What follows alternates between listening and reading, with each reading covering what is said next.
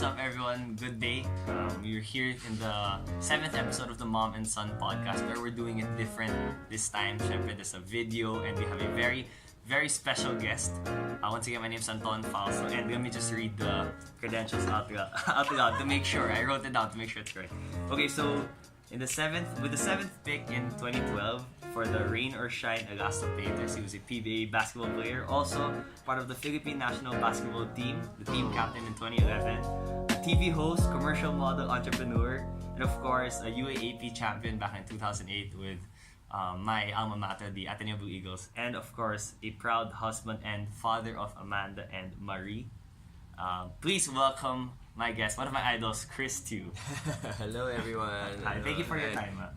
How are you doing? You're good. Good. Thanks for having me on your show. And I don't know how this is actually special. You said it's a special episode. Yeah, Mother and son. Yeah, it's a Mom and Son podcast. But today we're son. focusing more.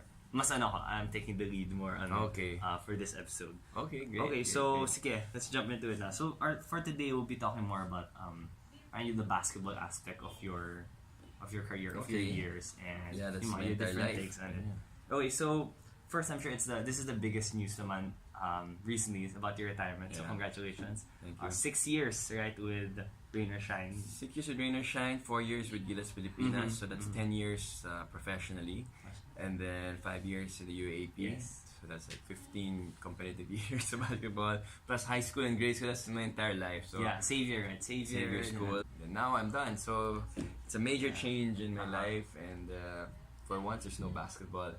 But then, how do you sige, simple question, how do you plan to stay fit pa rin?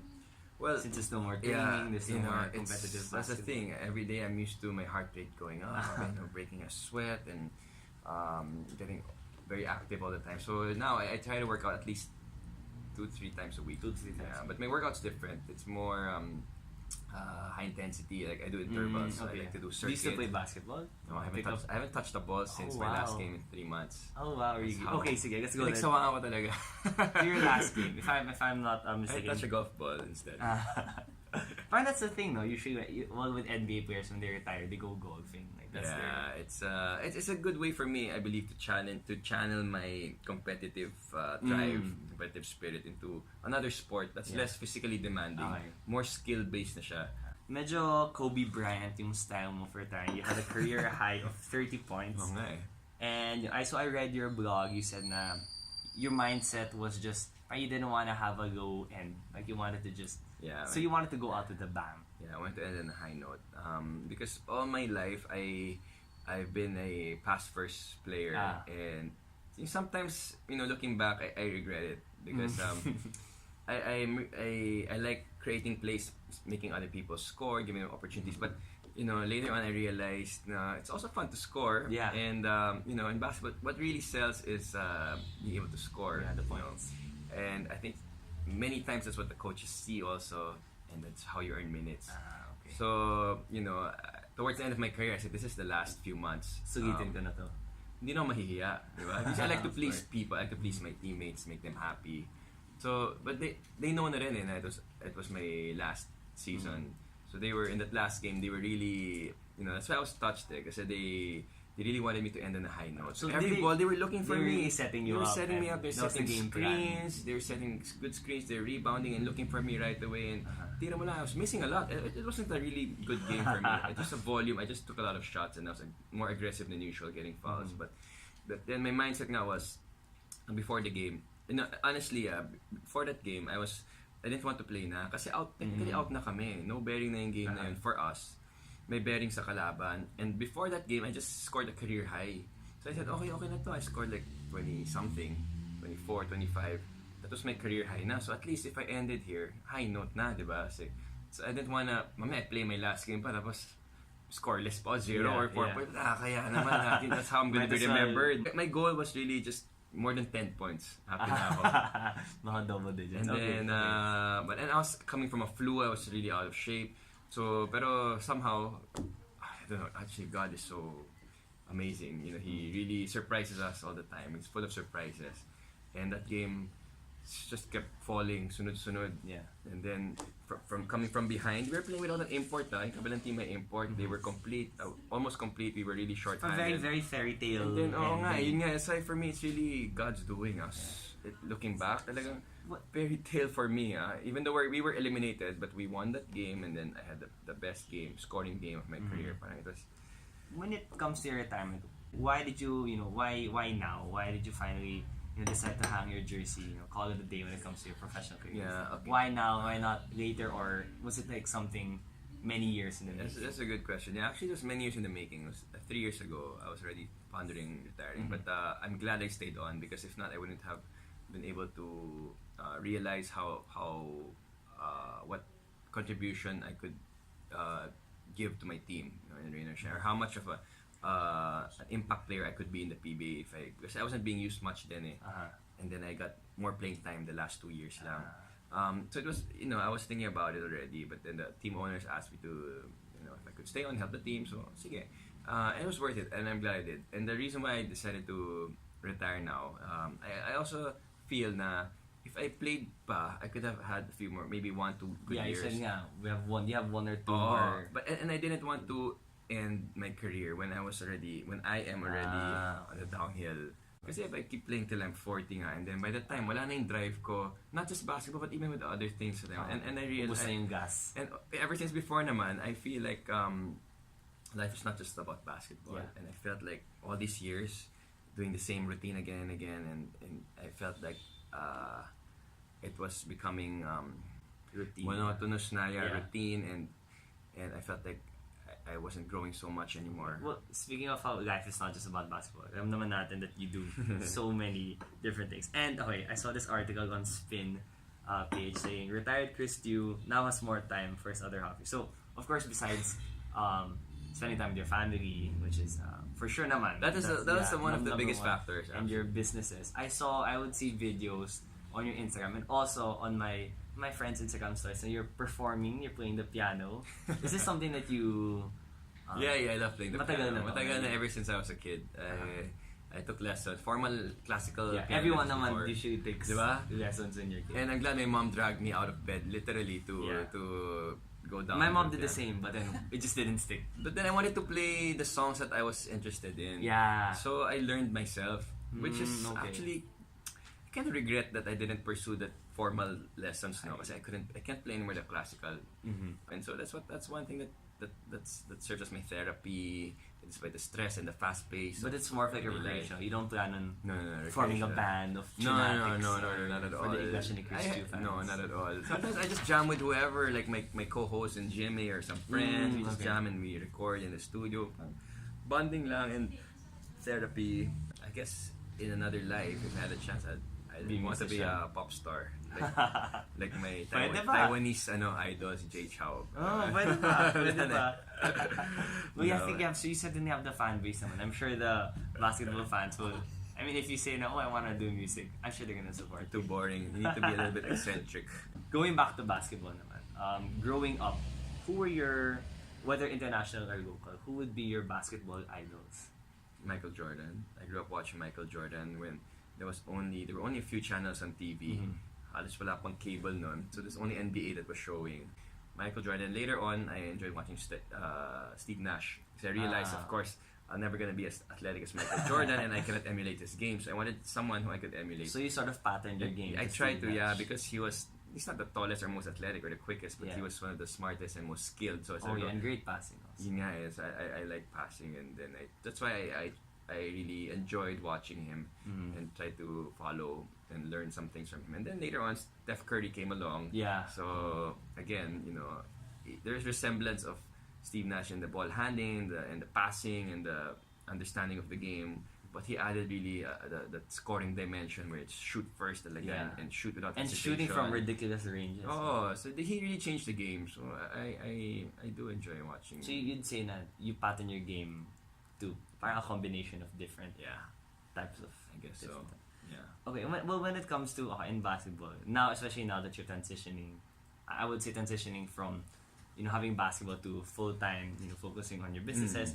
What important values or lessons from basketball do you think you can really integrate the most to the other aspects of your career? I cannot pinpoint one or two. It's really all It's the all of the values that I've learned throughout the years.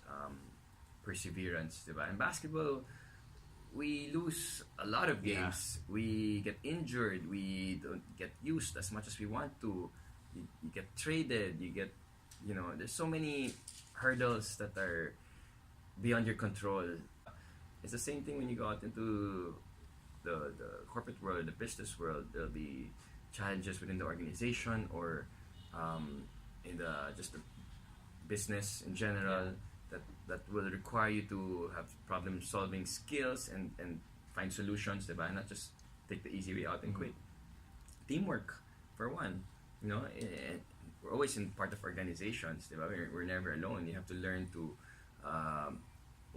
understand what takes people off, what motivates them, diba? If there's FQ, there's EQ in an organization. Discipline, playing by the rules, being humble, it's everything. Everything, minus yung siko sa mukha. You never know. You never know he'll meet in the street and so at least kung nadaanan mo na yun siko sa mukha kung hinampas ka, diba? At least alam mo kaya mo you can do anything. You can deal with it kasi nadaanan mo na yun Yeah, that's a very good question. But when I make decisions, especially as a leader, I always would think back, like, what would my coaches do in this situation, similar situation, diba? From my coach in college, Norman Black or Coach Raiko or Yang Yao, Kaloy, and always, kasi they're my direct leaders, and they all have different leadership styles. So I try to get the best practices or what I think works for me, and then that's what I try to adapt. Going back in your career, now focusing on more when you were a Blue Eagle, I really enjoyed watching your games. You were probably 5 years old? Di naman. Mga 8 years old, 7 years old, something like that. Okay. 2003 to 2008. When were you born? I was 1996. You were 7 years old. Oh my gosh. No, but okay. Even if that was more than a decade ago, if you say Chris Tiu, it's still known to basketball players, to college students. When I was like, can I just ask why number 17? And you kept this number. Yeah, I thought it was a lucky number. In Chinese we like 8, diba? It's a lot. So 1 plus 7 is 8, so good enough. And it's always been a lucky number. I've had it since I was in grade school, in high school. We've won a number of championships, and I've won another number of individual recognition. You had this number from Xavier pala. Yeah, from Xavier. So I kept it na. But you don't feel any part, and you don't feel like you own the number. Kasi I would imagine if I wore number 17, I became the team captain, I won a championship, and then after I leave, I see someone using my number. So I tried researching it. There's Frank Golia, Chris Marinog, John Apasibre, who had the number 17 also. I'm guessing UAP doesn't have like a... No, you can't retire any number because in college they subscribe to the FIBA rules, which is only number 4 to number 18 or 19. 4, 5, 6, 7, 8. Stuff between 4 to 18 or 19 lang. So that's exactly the number of people in your lineup. So everybody has to have that number. You cannot say, okay, no one's getting 17, no one's getting number 8. I think maybe number 13 might be an exception because I feel like naubos mo na yung good luck kasi when I was researching on number 17, these people usually mga 2 or 3 playing years lang in their career compared to your championship run and having 5 years of playing time. Hindi naman. I don't think it's about... Of course, it's partly luck. But you say nga, you use number 17, diba? Kasi lucky number. Hindi ko naubusan ni Chris. It's the first time somebody ever said that. I never even knew that pattern after. Interesting. But, they're all... I would say successful in their own right. Frank is in the PBA. Nobody thought he would even make it to the PBA. Now he has at least a few years of career in the PBA. Back in your studying days, you did what not many athletes would do. You went on JTA for one semester. So how hard was that decision to make? Na you're in the middle of your playing years in college, and then. Right. What happened then kasi at that time I just finished my second playing year, my sophomore year in the UAP, and I was hardly being used And in fact, I wasn't just being used, but I was playing really bad. And I deserve not to be used. And there were games where I really embarrassed myself and embarrassed the school. I nakwento ko na many times about missing a wide open layup against Lasal. So at that point, everything was just not going well, and it made so much sense for me to just take a break and leave, or at least take a break and come back later on. And that opportunity was very timely because that's only offered to the junior students, third year. And my sister was a pioneer of this program. She went to Hungary 2 years before me. And so with all her cuentos and experiences, I want to do this also. So timely So I said, okay, break muna ako from basketball and I'll try out this program. You get to go to Europe. Imagine you're a college student, you get to go to Europe with your friends. Saya nun, yes, diba? vacation na. Well, we studied rin naman. Pero a lot of traveling, And in fact, that year, I was really planning to sit out. Coach Norman Black asked me to play na lang, kahit a few games lang. Kasi sabi niya, you're not gonna play your 5 years anyway. You're gonna be doing business right away after. But I'm glad I didn't play that year because I sat out that year. I had an extra playing year in 2008. And that's when everything happened. So, God works in mysterious ways. That's right. Yeah, everything is in His divine plan. So when you were in, were you in France? France, I went to Lille. It's an hour north of Paris. It's actually, the Calais region. You know, when after the year after you went to that region in France, sumikat talaga daw yun. And so many people That's what started. they say. Even up to my batch, the big group of ME people go to Lille first choice, you know. Yeah. That's what they say. I would like to think it's because it's a good city. Good. There's not much to see, honestly. Yeah. I got to visit there once. I had friends. When I got to go in GTA also when I was third year, and I had a few friends there. I visited them. It's like a young. It's a student city. It's really a university town. Did you get to play basketball while you were? Yes, I did. I played for the school team. Oh, really? And I played by myself in the asphalt court. And the court was like, the floor was not even flat. Parang madadapa ka if you don't watch it. And it's freezing, biting cold. Mga 1-2 degrees lang. Jogging pants, hoodie, lahat. But I just wanted to shoot around, not forget. It's very therapeutic also when you're just shooting on there. Yeah, muni ka. I actually had the chance then, because I went there, I visited 2 friends, so we were 3 people. Colin and Miguel, and then we said, let's just try, let's go for a park. Then we saw these 2 European in Lille. Yeah. Okay. We were there, we were playing, and then there are only 2. Let's challenge them. And those fine, they have very bad shooting forms. And then we lost. We were 3 against 2, and we lost so You lost bad. to those We lost so Europeans. bad. They never went back to that park after. But eventually, I joined the school team. We played against other schools. But the Europeans somehow, they're awkward, but they're not bad. Yeah.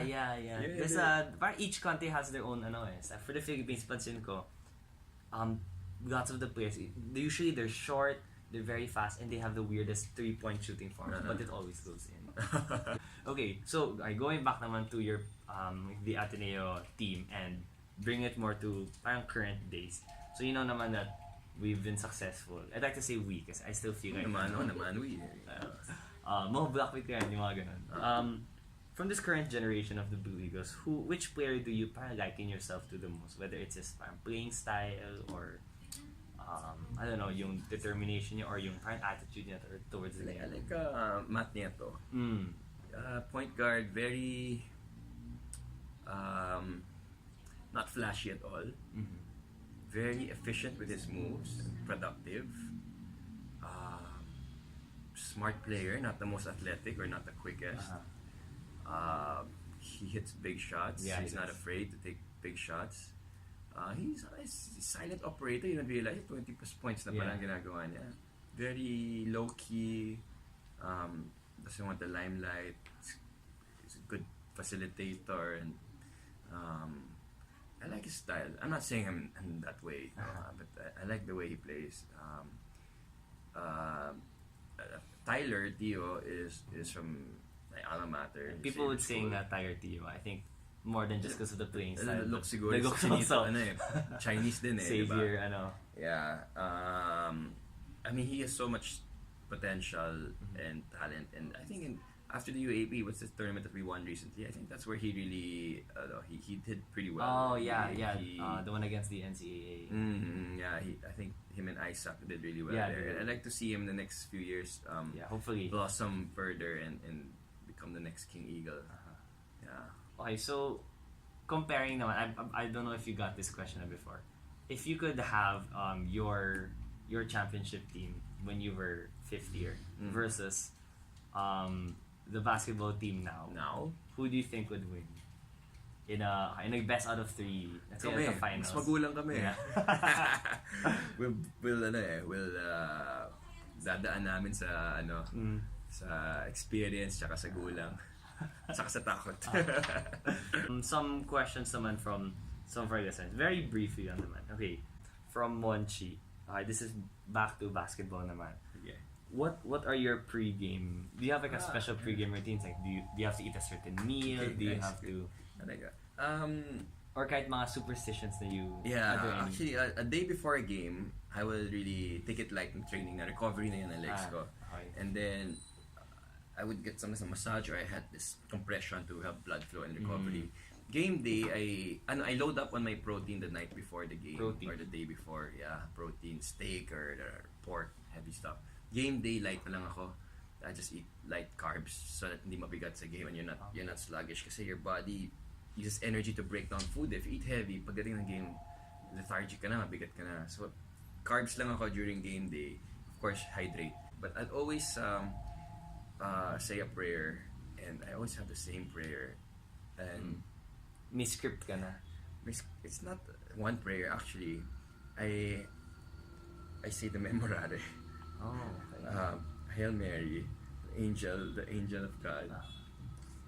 And then I pray to my favorite saints.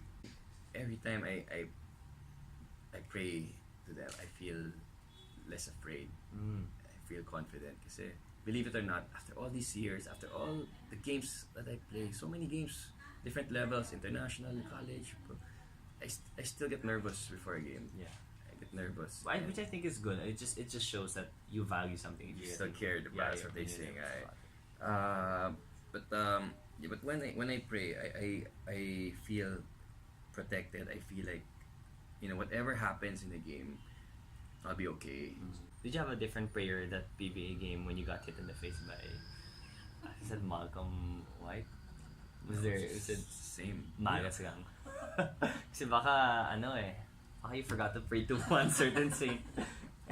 Sometimes that happens. And when I do forget, something nasty happens. Me naman, when I drive, I always say a prayer. And I remember the one time na nakasagi ako ng taxi. Later on the test, I didn't pray. That's the one time I forgot to pray. It's true.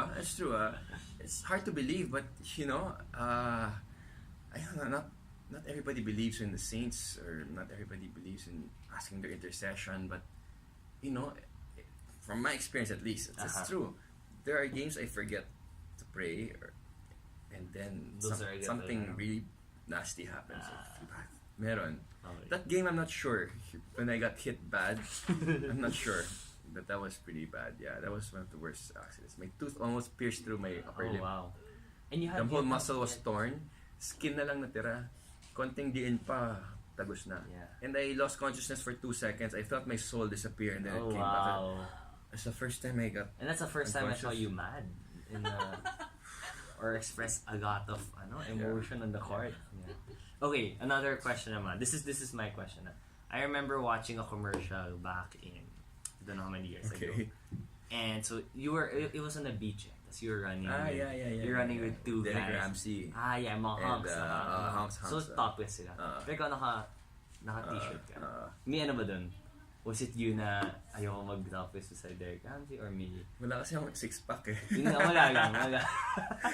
Joke lang. Wala talaga. Pero the reason was because my mom didn't. Were you still in school? Yeah, I was in school. Okay. Actually, the story there, I got a call from this producer or from Caster and asking me to do this ad, and then Nestle nga daw, and then you'll be with this and this and ito yung amount. Oh, attractive. But you have to be topless. So, okay, sige, beach naman eh. So when I asked my mom, sabi niya, that's your mom. Wag na lang. Kasi even if it's beach, parang, my mom's just conservative. I mean, people have their own opinion, diba? And So I guess she felt it was unnecessary. So I declined na. And then they came back, the client really wants you ganito na lang, compromise. You wear a, what do you call that, bodysuit or a Okay. wetsuit ba yun? So yun yung compromise. So I ended up doing it pa rin, and I didn't have to expose my Was it still was it still the same amount though? Yeah. Or okay. Yun na. They really want to do that much. I guess. Yeah. Okay, sige. Alright, last note na. Will we be seeing you on the court in the future? Maybe if you go back as a player or as a coach, or maybe if you make your have your daughters play basketball in the future. Maybe if they want to play basketball, why not? I'll be there to cheer them on. As a coach, not in the pro rank, maybe in the future in the college or in high school. I like to coach high school. Formative years when they absorb so much, when they are eager to learn, when you can really see the transformation and the improvement. I think that's really important. And they look up to mentors and their coaches. They need that in their life, high school, college. So maybe in those levels, but not in the near future because I have so many other commitments right now. But if ever, probably as a father cheering on the daughter, and maybe as a coach for grade school, high school. Alright, so that's it. Thank you very much once again. Thank you, thanks also. So that was episode 7. Tune in again next week for another episode of Mom and Son Podcast. Once again with me is Chris Tiu, and you have me, Anton Costa. Thanks for listening.